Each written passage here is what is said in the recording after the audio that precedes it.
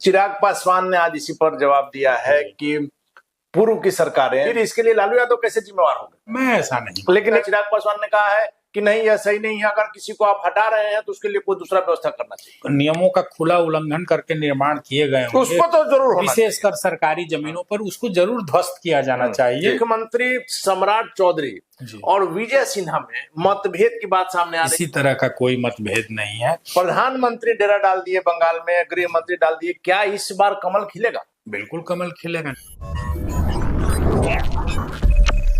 दृष्टिपुंज eye hospital, जहां doctor Satyaprakash Tiwari जैसे अनुभवी डॉक्टर बनेंगे आपका विश्वास। रूपसपुर नहर ओवरब्रिज के उत्तर, विश्वेश्वरैया नगर, गोला रोड पेट्रोल पंप से 500 मीटर पूरब, ईशान इंटरनेशनल गर्ल्स स्कूल के पास, Bailey road, Patna. Drishtipunj eye hospital is equipped with world class imported instruments for the treatment of simple and complex disorders of eye. It has a world class operation theatre complex and centrally air conditioned OPD investigation waiting area.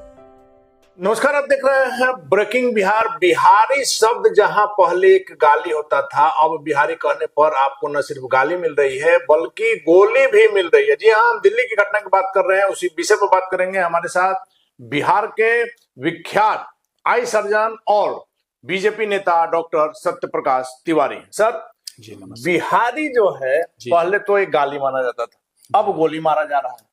नहीं, देखिए, ये बिहारी शब्द से और अपमानित या गोली मारने की बात नहीं है। कोई भी मानसिक रूप से विक्षिप्त व्यक्ति ऐसा कर सकता है।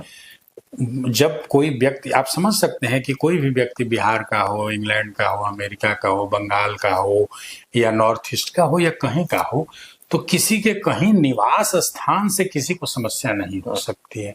कोई व्यक्ति अगर ऐसा करके किसी को गोली मार देता है जिस पर कि कानून के रक्षा की जिम्मेदारी वह व्यक्ति ऐसा करता है, तो यह बहुत गंभीर विषय है और निश्चय ही उस व्यक्ति की मन स्थिति ठीक नहीं होगी। ये भी जांच का विषय है। देखिए, एक कानूनी जांच हो, उस व्यक्ति को कटघरे में लाया जाए और उसे सजा निश्चित रूप से मिले, लेकिन साथ ही उसके मानसिक स्तर की भी जांच होनी चाहिए कि आखिर किस मन स्थिति में कोई व्यक्ति, क्योंकि कोई भी व्यक्ति अपने पूर्ण, जो आदमी नॉर्मल सेंसेस में होगा, वो बिहार हो, बंगाल हो, महाराष्ट्र हो, किसी भी व्यक्ति के निवास स्थान के बारे में जानकर उसको कोई गोली नहीं। लेकिन सर, चिराग पासवान ने आज इसी पर जवाब दिया है कि पूर्व की सरकारें, सीधा इशारा लालू यादव की तरफ था। हालांकि राजद ने अपने पेज पर भी डाला है कि यह 20 साल का युवक था, 21 साल से तो यहाँ एनडीए की सरकार है, तो फिर इसके लिए लालू यादव कैसे जिम्मेवार होंगे? नहीं, मैं नहीं मानता हूं कि लालू यादव जिम्मेदार हैं। इसके लिए कोई व्यक्ति जिम्मेदार नहीं है, कोई सरकार जिम्मेदार नहीं है, कोई सिस्टम जिम्मेदार नहीं। ये एक मानसिक रूप से असंतुलित व्यक्ति की हुई व्यक्तिगत कार्यवाही है, जिसकी निंदा होनी चाहिए, इस पर कड़ी कार्रवाई होनी चाहिए, साथ ही इसकी मेडिकल जांच भी होनी चाहिए कि कोई व्यक्ति इस स्तर तक कैसे गया। इस एक विशेष घटना से कोई जनरलाइजेशन या हम कोई इन्फ्रेंस नहीं निकाल सकते हैं कि ये लालू जी के चलते है या बिहार की कानून व्यवस्था के चलते है या बिहार पिछड़ा राज्य है उसके प्रति डिस्क्रिमिनेशन है। मैं ऐसा नहीं। लेकिन एक बात तो है ना सर, यदि पलायन की समस्या दूर होगी रहती है, 21 साल हो गया। याद कीजिए, जब नीतीश कुमार आए थे 2005 में, उन्होंने कहा था कि 10,000 की नौकरी के लिए कोई आदमी बिहार से बाहर नहीं जाएगा। यदि शौक है, ज्यादा कुछ पाने की बात है तो अलग है, लेकिन 10,000 रुपए के लिए कोई बाहर नहीं जाएगा। 21 साल हो गया, अभी भी पलायन की स्थिति वही है। देखिए, मैं मानता हूं कि पलायन जो अभी आज की तारीख में हो रहा है वो बेहतर विकल्प की तलाश में हो रहा है। 10,000 की नौकरी के लिए वास्तव में किसी को कहीं जाने की, आप मान रहे हैं कि वो समाधान हो गया? जी, वो समाधान है। इनफैक्ट मुझे अनेक तरह के स्किल्ड और पैरा स्किल्ड स्टाफ की जरूरत होती है और मैं पाता हूं कि लोग नहीं है जो सामान्य कंप्यूटर के प्रति लिटरेट हों या सामान्य पढ़े लिखे व्यक्ति हों या सामान्य कार्य कर सकते हों, हमारे कार्यों में सहयोग कर सकते हो। ऐसे व्यक्तियों की, स्किल्ड व्यक्तियों की कमी है और जो लोग हैं स्किल्ड, वो बाहर प्रायः अच्छे अपॉर्चुनिटी की तलाश में चले जाते हैं। तो मुझे ऐसा नहीं लगता है कि कोई व्यक्ति मजबूरी में जाता है, लोग बेहतर विकल्प की तलाश। चलिए, इसका जवाब तो जनता देगी। इन दिनों सर, सरकारी डॉक्टरों के प्राइवेट प्रैक्टिस पर रोक की बात सामने आ रही है। सरकार का ऐसी मंशा है कि इस पर रोक लगाना है। आपको लगता है सर कि ये संभव है? ऐसी ही सरकारी हॉस्पिटल में डॉक्टरों की कमी है, ऐसा होगा तो और जो सरकारी डॉक्टर हैं वो प्राइवेट को रुख करेंगे, नहीं करेंगे सरकारी नौकरी। नहीं, देखिए, मैं मानता हूं कि इस मुद्दे पर सरकार बहुत ही सीरियसली सोच रही है। ये अच्छे उद्देश्य के द्वारा लाया जाने वाला कानून है।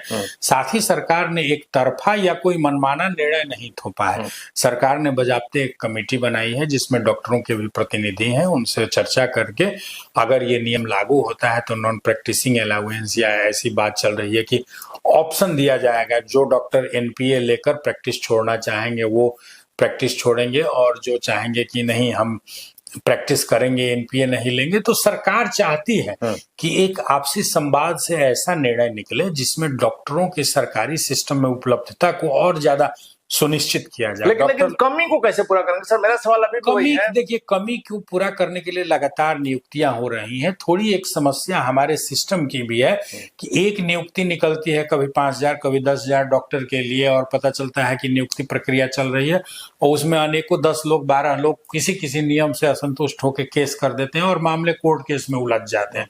और इतनी परेशानी हो जाती है कि एक नियुक्ति जिसका उद्देश्य होता है कि 2 से 3 महीने में नियुक्ति पत्र बांट देंगे, सरकार मुकदमों में उलझ कर रहती है। 2-2, 3-3 साल, 4-4 साल प्रक्रिया चलती रहती है।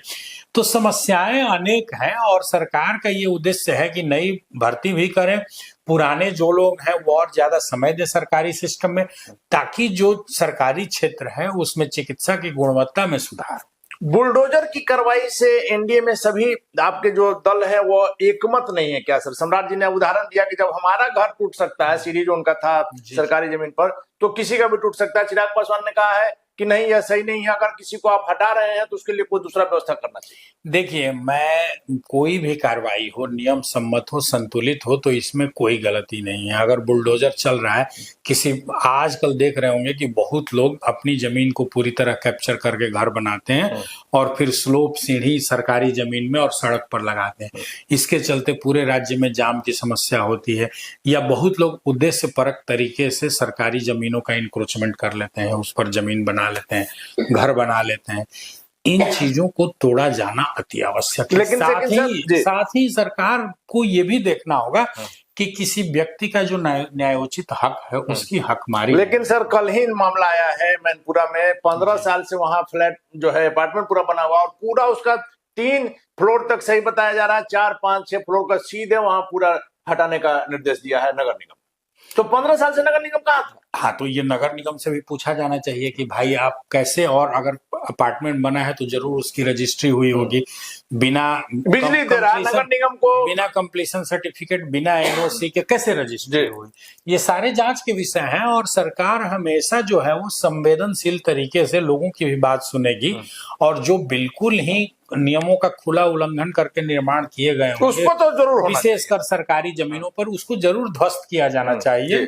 और लेकिन साथ ही अगर लगता है कि कोई थोड़े बहुत डेविएशन है, किसी का घर है वो सरकारी जमीनों का इंक्रोचमेंट नहीं हो, तो नियम सम्मत जो उनको छूट दी जा सकती है वो भी दी जानी चाहिए। क्योंकि कोई व्यक्ति घर बनाता है तो खून पसीने की कमाई सारा जीवन का उसका कमाई रहता है। और वो अगर लगता है कि नहीं भाई, उनके जो निर्माण है उनको किसी भी तरीके से थोड़ी छूट देकर नियमित या वैध, जैसे राजीव नगर में कई जमीन और मकान को किया गया, तो वैसा जरूर किया जाना चाहिए। सर, बंगाल में टीएमसी कार्यकर्ताओं के बारे में जिस प्रकार से गृह मंत्री का बयान आया, उल्टा लटका करके सीधा कर दिया। जी बिल्कुल बिल्कुल। तेजस्वी यादव पहुंचे थे, उनको भी वहां काफी सपोर्ट मिला, उनकी सभाओं में भी जन सैलाब उमड़ा। तेजस्वी ने कहा कि यह गृह मंत्री की भाषा है। बिल्कुल, गृह मंत्री का यही कार्य है कि जो गुंडे हैं, असामाजिक तत्व हैं, उनको उल्टा लटकाया जाए, उल्टा लटका के सीधा किया जाए। आपने देखा होगा कि देखिए आप कितनी धृष्टता और क्रिमिनलाइजेशन बढ़ गया है टीएमसी के गुंडे तत्वों में, कि बीजेपी के एक अधिकृत उम्मीदवार को जो जिस प्रकार गया उसको लोग पीट रहे हैं।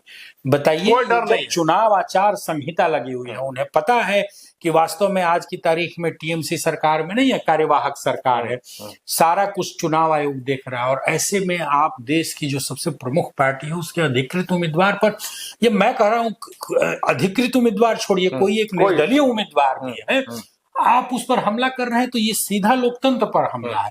ऐसे असामाजिक तत्वों को निश्चित रूप से उल्टा ही लटकाया जाना चाहिए, और तब तक उल्टा लटकाया जब तक सीधा ना हो, तब तक वो सीधे ना। जी। निशांत कुमार सर निकल रहे हैं सद्भाव यात्रा, उनको बहुत बधाई, बहुत शुभकामना। ये बहुत अच्छा कार्य है। सद्भावना यात्रा पर निकलेंगे, बिहार को देखेंगे, समझेंगे, जानेंगे।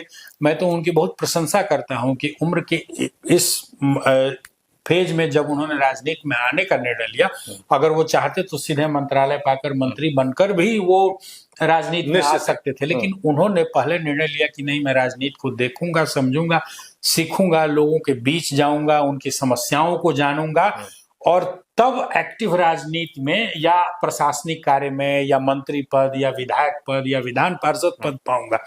तो आप देखेंगे कि आजकल लालू जी के बच्चे जो हैं कि लगता है कि उम्र भी 25 साल हुई थी कि नहीं हुई थी, उम्र पर भी विवाद हुआ था, मतलब इंतजार ही कर रहे थे कि 25 उम्र हो कि मैं टिकट दूं, चुनाव लड़ाऊं और सीधे उप मुख्यमंत्री बना दूं।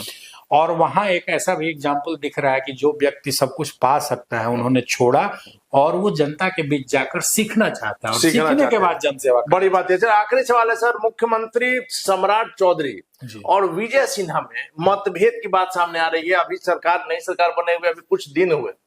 कहाँ आपने कौन सा न्यूज पढ़ा, कौन सी खबर पढ़ी जिसमें कोई मतभेद? मैंने हमारे सूत्र बता रहे हैं। देखिए, सूत्र की बातों पर मत जाइए। सूत्र की बातों पर जाएंगे तो पता चलेगा हर दो व्यक्ति के बीच में मतभेद है और ये सूत्रों की कहानियां टीआरपी के लिए प्लांट की जाती है। किसी तरह का कोई मतभेद नहीं है। अभी जब सरकार का गठन भी पूरा नहीं हुआ है, सरकार तो अभी बहुत बेसिक तरीके से काम कर रही है।